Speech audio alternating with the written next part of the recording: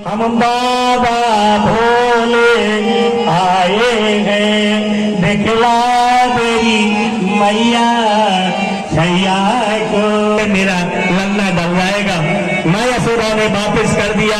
बोले बाबा हीरे ले लो, मोती ले लो, माल खजाना कुछ भी लो, लेकिन मेरे लाला के दर्शन तुमको नहीं मिलेंगे। मुश्किल से भगवान ने मुझे लाला दिया है, तुम्हारे वेश को देख करके डर जाएगा कन्हैया, इसलिए तुमको दर्शन नहीं दिखाऊंगी। प्रिय बंधु, बार बार भोलेनाथ ने आग्रह किया। शेष गणेश दिनेश महेश सुरेश है, जाहे निरंतर गावे।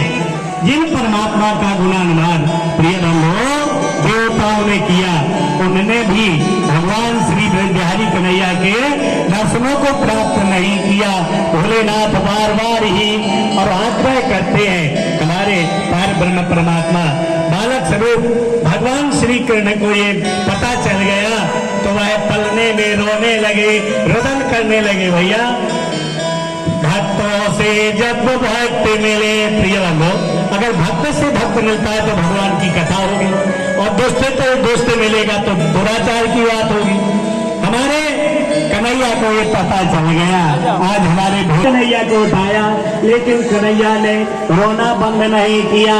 अम्मा यशोदा कहने लगी, जगता पिता वंदे पार्वती परमेश्वरा। जगत के पिता पे भोलेनाथ जैसे ही रुदन करते हैं तो हमारी माँ यशोदा कहती है, आज मेरा कन्हैया तो मनौती मनाए पर नहीं मान रहा है। किसी ने कह दिया जो बैरागी खड़ा है इससे झाड़ फूंक करवा ली जाए।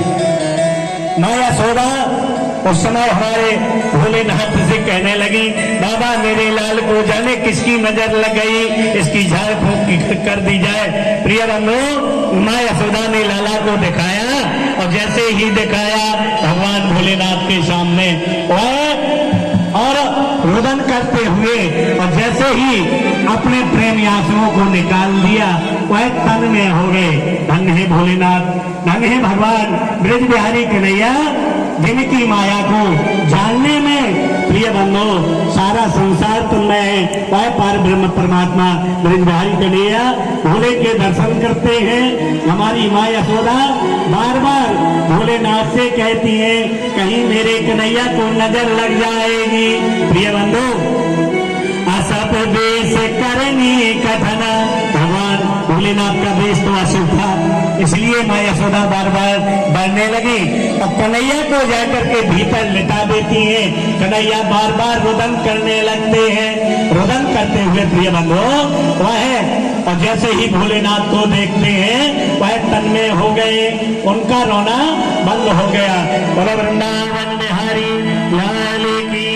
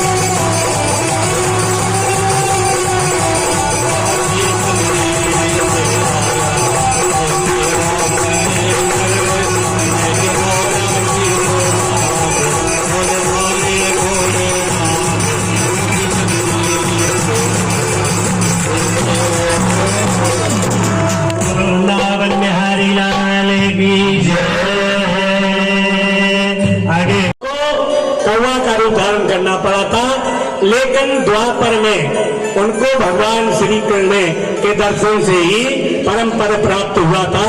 वह कथा यहाँ आती है। एक समय हमारी माँ यशोदा ने यशसानंदिनी गे, हमारी माँ यशोदा हमारे कन्हैया को श्रृंगार करके और लिटा दिया करती थी, अपने सारे गृह कार्य में लग जाती थी।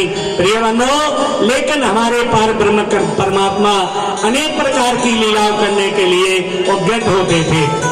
उस समय हमारे भगवान श्री कृष्ण की उम्र 6 माह की थी। प्रिय बंधो, हमारी माँ यशोदा ने सुंदर तैयार करके बैनू गुट करके हमारे ब्रजबिहारी कन्हैया को तैयार कर दिया। और हमारे कन्हैया की आदत थी भैया, इसलिए तो नेत्र बंद कर लिए थे माखन मिश्री खाने की। नैया हमारे श्याम सुंदर को सुंदर हाथ में माखन मिश्री दिया करती थी। एक समय कागभूषण जी को जब वरदान हुआ था, एक बार शिव मंदिर और जपत रह हरि नाम, गुरु आए अपमान ते उठ नहीं कीन प्रणाम। प्रिय बंधो, गुरु चाहे तो चेला के स्वर्ग के में जाए और गुरु चाहे तो नरक दे। इसलिए लिखा है, जिस समय मंदिर में बैठ करके हमारे कागभूषण जी ने गुरु को प्रणाम नहीं किया तो गुरु ने तो कुछ नहीं कहा। गुरु वो भावा शांति शिष्य विद्या तिहार का, गुरु वो बिना शांति शिष्य विद्या तिहार का। गुरु बहुत से होते हैं जो शिष्य के धन को आरंभ करते हैं, लेकिन गुरु माने अंधकार, गुरु माने हृदय, जो अज्ञान अंधकार से दूर करके भगवान की कथा को श्रवण करा के मोक्ष को प्राप्त करा दे भैया, वह गुरु होता है। अब आप लोग कहेंगे कि सबको वैकुंठ मिल जाता है महाराज, हम लोग तो एक भी वैकुंठ नहीं गए। जब आप यात्रा भी नहीं ऐसी करोगे तो वैकुंठ तक पहुंचने का हम आपको समय ही कहाँ मिलेगा। माँ यशोदा ने हमारे बालक कृष्ण का सुंदर श्रृंगार कर दिया और हाथ में सुंदर माखन मिश्री दे दिया और रोटी के टुकड़े को दे दिया। प्रिय बंधो, वह समय आया जब हमारे कागभूषण को भगवान के दर्शन मिले, हमारे ब्रजबिहारी कन्हैया चलने लगे। प्रिय बंधो, भगवान के चलने का कारण तो ठीक, हमारे परमात्मा तो जगत के पिता थे, वह तो प्रकट होते हैं, वह जन्म लेते ही नहीं, वह प्रकट होते हैं। हमारे परब्रह्म परमात्मा ने जिस समय और कागभूषण को ये वरदान दिया था, वह समय आया माँ यशोदा ने सुंदर बहनों को गुथ करके हमारे कन्हैया को तैयार करके और पायल घुंघरू बांध करके अंगने में हमारे ब्रजबिहारी कन्हैया रमन कर रहे थे। खेलत खात फिरे अंगना, पग तेज निबाजत पीरी कचपी, या छवि को रस खान दिलोकत, भारत काम कला में बेकोटी। भैया हमारे भगवान का श्रृंगार करके हाथ में मक्खन लिए हमारे कागभूषण जी को मौका मिल गया। हमारी माँ यशोदा गृह कार्य में लगी थी, कागभूषण जी ने आकर के हमारे भगवान के दर्शन किए और हाथ से माखन रोटी लेकर के आकाश मार्ग को चले गए, क्योंकि द्वापर की कथा त्रेता में प्रवेश हो गई। उनको वरदान हुआ था त्रेता में और द्वापर में मोक्ष का दरवाजा मिला था। बोलो वृंदावन बिहारी लाल की जय। अब तो हमारे भगवान हमारी माँ यशोदा से रमन करने लगे। एक समय हमारी माँ यशोदा और भगवान श्री ब्रजबिहारी कन्हैया को लेकर के यमुना जी में स्नान करने के लिए गई भैया। और जब स्नान करने के लिए गई तो कन्हैया को यमुना जी के तट पर बैठा दिया। श्यामता तहम कृष्ण। प्रिय बंधो, जिन माता ने और हमारे कन्हैया के साथ में रमन करके बाल विनोद किया, वह भी भगवान कृष्ण की लीलाओं को जानने में सामर्थ नहीं थी। एक दिन जाकर के हमारी माँ यशोदा स्नान करने के लिए गई हमारे ब्रजबिहारी कन्हैया को, और जैसे ही यमुना के किनारे पर बैठा दिया, हमारी कन्हैया ने एक रजकण को उठाया और मुंह में दे लिया। भैया मुंह में रजकण को खाया, किसी ने माँ यशोदा से कह दिया तेरे कन्हैया की मिट्टी खाने की आदत पड़ गई। भैया वह तुम नर्तन धारण किया था, दिखा रहे थे हम आपको। भगवान ब्रह्मा अहम उस समय भगवान ने बिंब को धारण कर लिया, बिंब माने मिट्टी होती है। यह धन्य है वह रजकण, वह ब्रज की रज जिसको भगवान ने स्वयं अपने मुखार बिंद में धारण किया।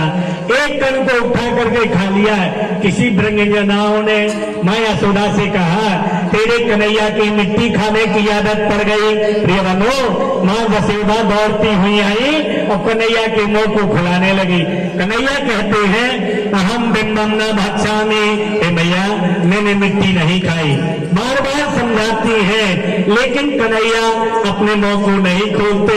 मां यशोदा क्रोध करके जिस समय कहने लगी तो हमारे कन्हैया कहते हैं, सभी लोग गाएंगे भैया मिलके, हमने री मैया लो मुख देख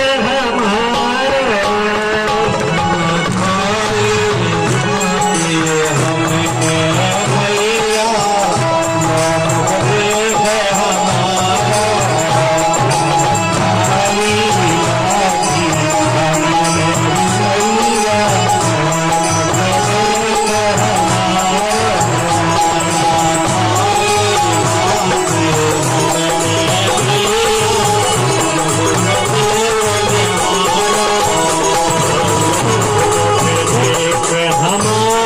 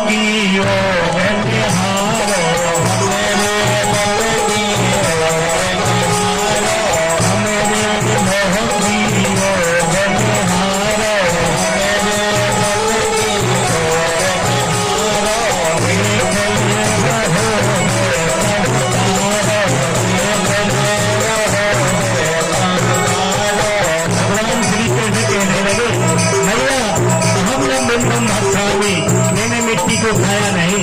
अगर आपसे किसी ने कह दिया भगवान को नहीं छोड़ रहे थे, बारम्बार मां यशोदा से कन्हैया कहते हैं भैया अगर तो ये सज्जा बन गई हमारे मोह की